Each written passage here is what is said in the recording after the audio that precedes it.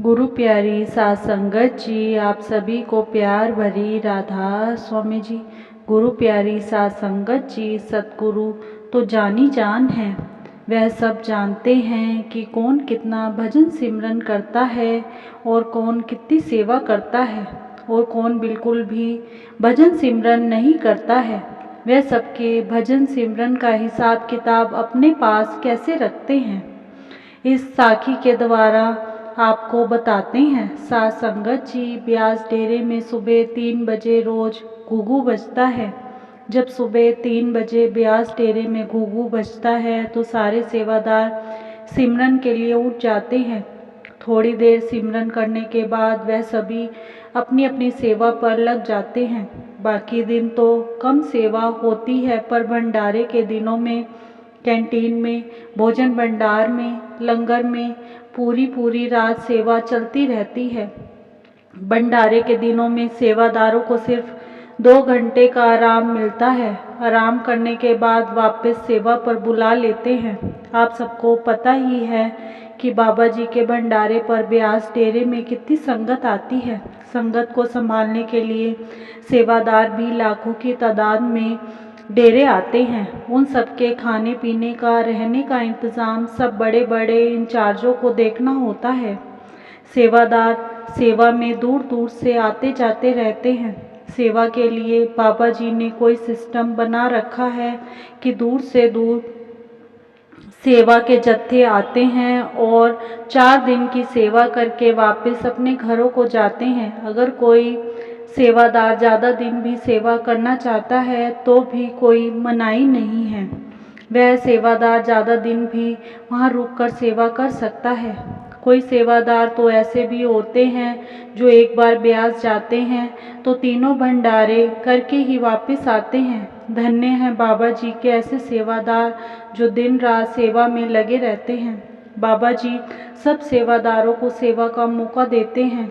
पीछे भी सबका अपना काम होता है जिसे बाबा जी संभालते हैं। ऐसे ही एक बार कुछ सेवादारों की सेवा अपने प्यारे बाबा जी की कोठी में लग गई।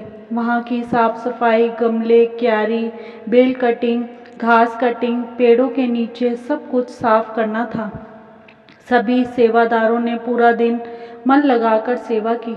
सेवा तो वैसे भी सभी सेवादार मन लगाकर करते हैं, लेकिन बाबा जी की कोठी की सेवा मिल जाए तो क्या बात है। उन सेवादारों को यह सेवा पहली बार मिली थी। सभी सेवादार बहुत खुश थे।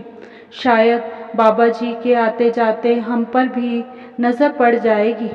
शाम को सेवा करने के बाद सभी सेवादार लंगर खाकर सोने के लिए चले गए और एक सेवादार जिसकी ड्यूटी कोठी के गेट पर लगी थी वह वहीं बैठा था।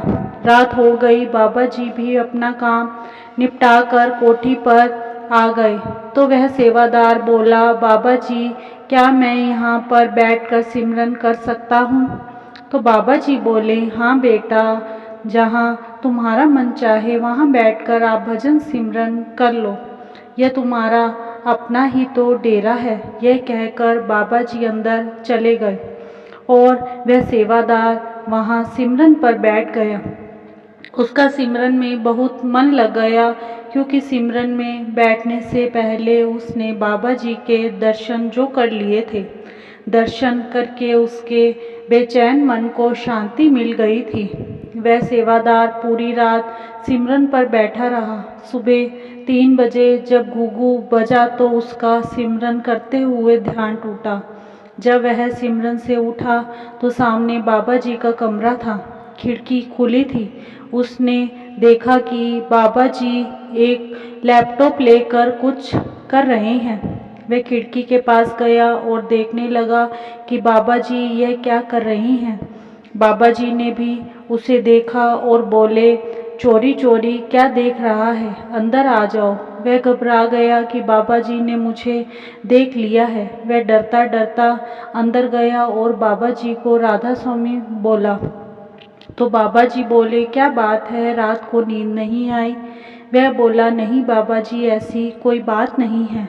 फिर क्या बात है, क्या देख रहा था? वह बोला, बाबा जी यह आप लैपटॉप में क्या लिख रहे हैं? तो बाबा जी बोले, बेटा जैसे स्कूल में टीचर बच्चों की हाज़िरी लगाती है वैसे ही मैं भी अपनी पूरी संगत की हाज़िरी लगाता हूँ।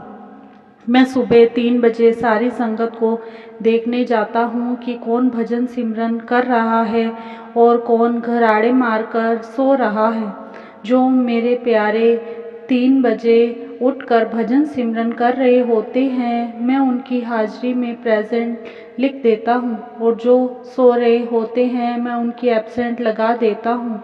वह सेवादार बोला, बाबा जी आपने मेरा क्या लगाया है, प्रेजेंट या एब्सेंट? तो बाबा जी बोले, बेटा मैं जानता हूँ तुम तो सारी रात सोए ही नहीं हो। जब सुबह 3 बजे घुघू बजा तो सभी सेवादार उठकर सिमरन पर बैठ जाते हैं, लेकिन आज 3 बजे जब घुघू बजा तो सभी सेवादार तो सोकर उठे और तुम बेटा पूरी रात सिमरन करते रहे और घुघू की आवाज़ से तुम्हारा ध्यान टूटा और तुमने मुझे कमरे में देखा तो तुम इधर देखने आ गए। वह बोला, बाबा जी आप तो सब जानते हैं, लेकिन लैपटॉप में मेरी हाज़िरी वाली जगह पर आपने क्या लिखा है? तो बाबा जी ने उसे लैपटॉप में उसका नाम और कितने घंटे और कितने मिनट सिमरन किया है यह सब लिखा हुआ था। वह बोला, बाबा जी आपको यह सब कैसे पता चल जाता है कि कौन कितना सिमरन कर रहा है और कौन नहीं कर रहा? बाबा जी बोले, बेटा तुम्हारे सिर में जितने बाल हैं उसमें से अगर कोई एक बाल को भी खींचता है तो तुम्हें पता चल जाता है कि कौन सा बाल खींच रहा है। ऐसे मुझे भी पता चल जाता है कि संगत में से किस किस ने सिमरन किया है और किस किस ने नहीं किया। कोई तो पूरी पूरी रात सिमरन में बैठे रहते हैं और कोई पूरी पूरी रात घराड़े मारकर सो रहे होते हैं। सिमरन की अनुभूति वही कर सकता है जो दिल से अपने परम पिता परमेश्वर का सिमरन करता है। सिमरन का आनंद वही ले सकता है जो नित्य नेम से अपनी आत्मा को सिमरन का भोजन करवाते हैं। साथ संगत जी आप भी बाबा जी के कहे अनुसार सिमरन को पूरा समय दें और सतगुरु जी की खुशियाँ पाएं। इसी के साथ इजाज़त चाहते हैं, कल मिलेंगे एक नई साखी के साथ। तब तक के लिए राधा स्वामी जी। अगर आपको साखी अच्छी लगी हो तो कमेंट बॉक्स में राधा स्वामी अवश्य लिखें जी। राधा स्वामी जी।